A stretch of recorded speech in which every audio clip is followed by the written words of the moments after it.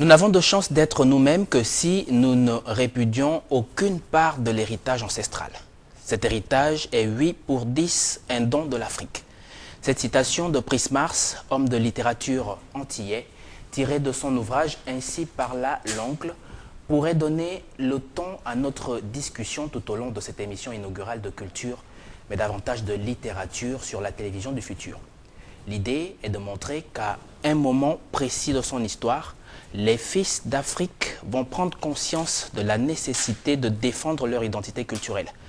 Les prétentions, mais aussi l'arrogance du colonisateur exaspèrent les populations autochtones qui manifestent dès lors le besoin de s'émanciper. Mais comment y parvenir? Au-delà de toute tentative, le mouvement littéraire africain verra le jour et constituera la principale tribune de revendication intellectuelle. Si Fil d'Ariane aspire à être une émission de littérature africaine, quoi de plus normal que de consacrer ce premier numéro à la genèse de cette littérature? Pour en parler, nous avons invité le docteur Bernard Ekom Souma, enseignant de littérature africaine à l'Université Omar Bongo de Libreville, que nous accueillons ici dans ce magnifique cadre que nous offre le Centre culturel français Saint-Exupéry de Libreville. Bernard Ekom, bonjour. Bonjour. Merci d'avoir accepté notre invitation et merci de bien vouloir nous faire jouir de toute votre connaissance de la littérature africaine. Vous êtes enseignant de littérature africaine à l'Université Omar Bongo et nous vous invitons dans le cadre de l'émission Fil d'Ariane pour justement nous faire la genèse de cette littérature africaine, puisque Fil d'Ariane aspire à être une émission qui fait la promotion de toutes les littératures, mais davantage la littérature africaine. Il fallait donc faire d'abord une genèse. Alors, bien entendu, il n'échappe à personne que la littérature africaine, en tant que discipline intellectuelle et objet scientifique, est depuis un certain temps consacrée par les universités, en ce que la critique universitaire considère que cette littérature déploie un discours crédible et pertinent qui est susceptible de contribuer naturellement au développement de nos nations. Et il n'échappe à personne que, de manière récurrente, on affirme que nous sommes des pays en voie de développement et je suis certain que la littérature africaine a la capacité, a la prétention d'apporter des éléments susceptibles de conduire vers la matérialisation de ce développement. Et je pense que nous en parlerons. Nous en parlerons effectivement. Et avant donc d'entrer dans le vif du sujet, je vous propose de regarder un micro-trottoir que nous avons réalisé pour les besoins de la cause. Nous avons demandé à l'homme de la rue ce qu'il pense de la littérature africaine. Nous les écoutons.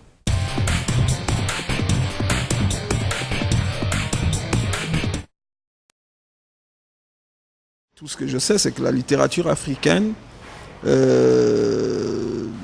est un bon domaine à travers lequel on fait savoir la jeune génération, excusez-moi de la répétition, de ce qu'est l'Afrique et de ce qu'elle a été et de ce qu'elle sera. Eh bien, je sais qu'elle existe et qu'elle a sa place en Afrique. C'était une littérature assez engagée par rapport aux indépendances. Je peux vous parler de Amadou Nkrumah qui a écrit sur les indépendances. Et par rapport à cela, le soleil a brillé, les indépendances n'ont pas donné ce qui était attendu par rapport aux Africains. C'est une littérature qui se situe sur deux temps ou sur deux aspects.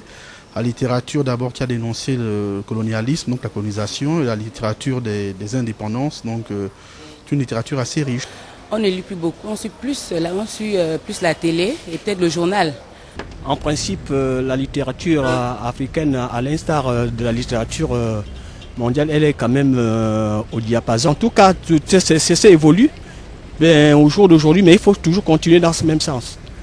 L'Africain eux-mêmes ne se rendent pas compte qu'il y a une telle richesse qui est dans la littérature africaine. Voilà.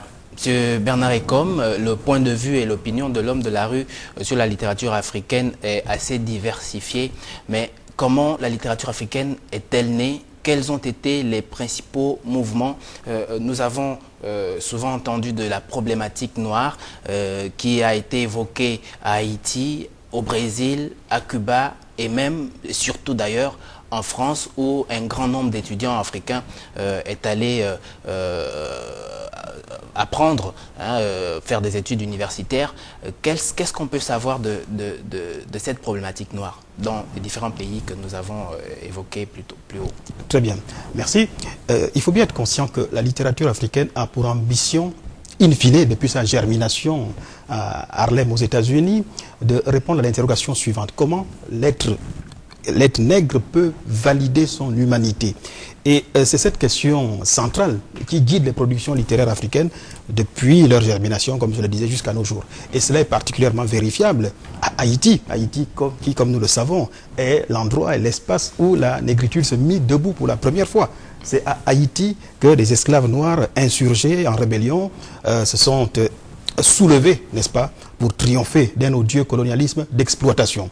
Et en conséquence, nous savons très bien que la composition sociologique de la population haïtienne établit des similitudes importantes avec l'Afrique. En conséquence, on peut valablement considérer que c'est précisément de ce soulèvement victorieux des esclaves noirs que s'inspireront ultérieurement les futurs écrivains négro-africains. Cette problématique noire, autour de l'interrogation centrale que je rappelais, qui est de comment parvenir à la validation de l'humanité nègre, est également observable au Brésil, bien entendu, mais également à Cuba, où un certain nombre d'éléments de l'intelligentsia négro-africaine devaient cohabiter, bien entendu, pour parvenir à l'affirmation d'une culture africaine authentique.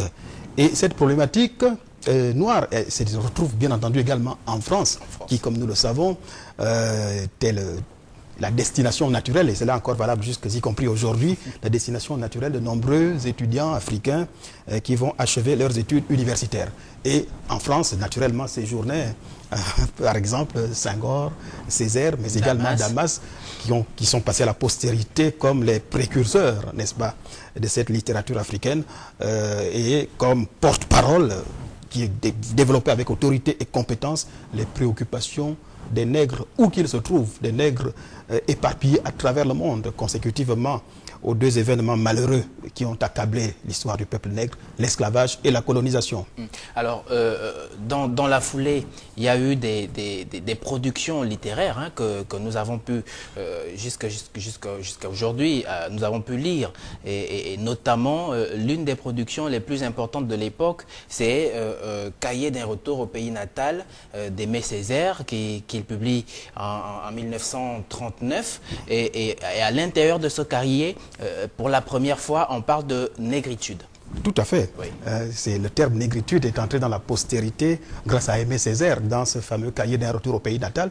Et la négritude, bien entendu, premier mouvement littéraire africain, première idéologie littéraire africaine, a précisément cette ambition, ainsi que je le développais tantôt, en réalité de nettoyer l'inconscient africain, de nettoyer le psychisme nègre des séquelles du complexe d'infériorité.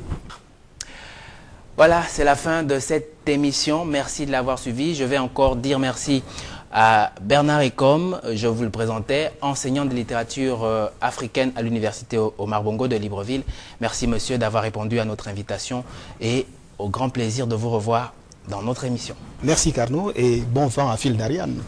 Merci à tous. Bon vent à Phil d'Ariane, c'est pas moi qui le dis, c'est mon invité. J'espère pouvoir vous retrouver la semaine prochaine, pour une nouvelle émission. Au revoir.